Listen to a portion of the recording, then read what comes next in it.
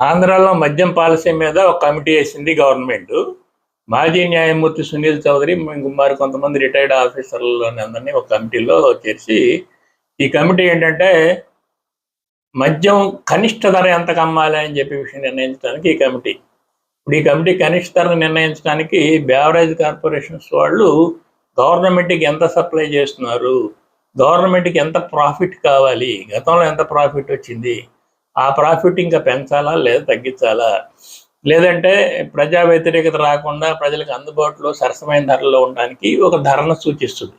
యాక్చువల్గా ఈ కమిటీ యొక్క అవసరం ఏమీ లేదు.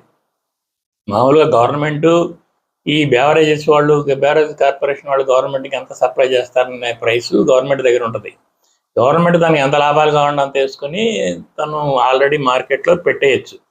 కానీ ఇక్కడ ఏం జరుగుతుందంటే కేజ్రీవాల్ గవర్నమెంట్ చేతుల్లో ఉన్న లిక్కర్ షాపులు మాత్రం ప్రైవేట్ వాళ్ళకి ఇచ్చి లిక్కర్ వాళ్ళు ఇష్టం వచ్చిన ధరకు అమ్ముకునే విధంగా నిర్ణయం తీసుకోవడంతో ఆ నిర్ణయానికి తీసుకున్నందుకు గాను 100 కోట్ల రూపాయల లంచాలు తీసుకున్నాడని, ఆ నిర్ణయం వాళ్ళ లిక్కర్ వ్యాపారులకు అనుకూలంగా ఉందని చెప్పే దాంతోనే ఇప్పుడు ఆయన జైలుకి వెళ్ళి చాలా కాలం, సంవత్సరం పాటు ఉండి బెయిల్ రాక నాన్న ఇబ్బంది పడి రీసెంట్గా బెయిల్ వచ్చింది. సో ఇప్పుడు గవర్నమెంట్ మీద అలాంటి ఒత్తిడి లేకుండా ఉండాలంటే గవర్నమెంట్ నిర్ణయం తీసుకోకుండా కమిటీని బాధ్యతలు చేసుకోవడం కోసం ఇప్పుడు ఆ కమిటీని తయారు చేసినట్టుగా చెప్తున్నారు. ప్రధానంగా ఏంటంటే ఇప్పుడు 99 రూపాయలకే లిక్కర్ ఇద్దామని చెప్పేసి ఇప్పుడు వరకు నిర్ణయం ఉంది. కానీ కొద్ది రోజులు అలవాటు అయినాక ఆ 99 రూపాయలకి 125కి, 150కి, 140కి కనుక పెంచేటప్పుడు ప్రభుత్వమే ఆ రేట్ని అలా మార్చిందంటే ప్రజల్లో వ్యతిరేకత వస్తుంది. ఆ వ్యతిరేకత రావడమే కాకుండా 99 రూపాయలు 140 రూపాయల కింద పెంచారని చెప్పి వీళ్ళు గొడవ చేయటం, వ్యాపారస్తులకు అనుకూలంగా నిర్ణయం తీసుకురాని అని ప్రజలు ఆరోపించడం, ప్రతిపక్షాలు ఆరోపించడం, కోర్టులకు వెళ్ళటం, ఈ గందరగోళం అంతా జరుగుతుంది.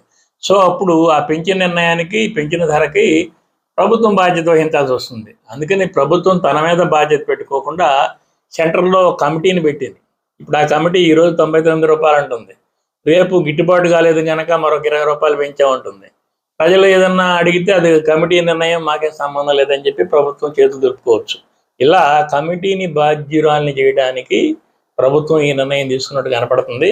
అంతేకాకుండా ఇప్పుడు 99 రూపాయలు మాత్రమే అని చెప్పి ఒక వాగ్దానం చేశారు కనుక తక్కువ ధరకి మద్యం ఇస్తానని ఆ 99 రూపాయలకి ఇంట్రడ్యూస్ చేసి క్రమక్రమంగా రేటు పెంచుకుంటా పోయే అవకాశం కూడా ఉంది.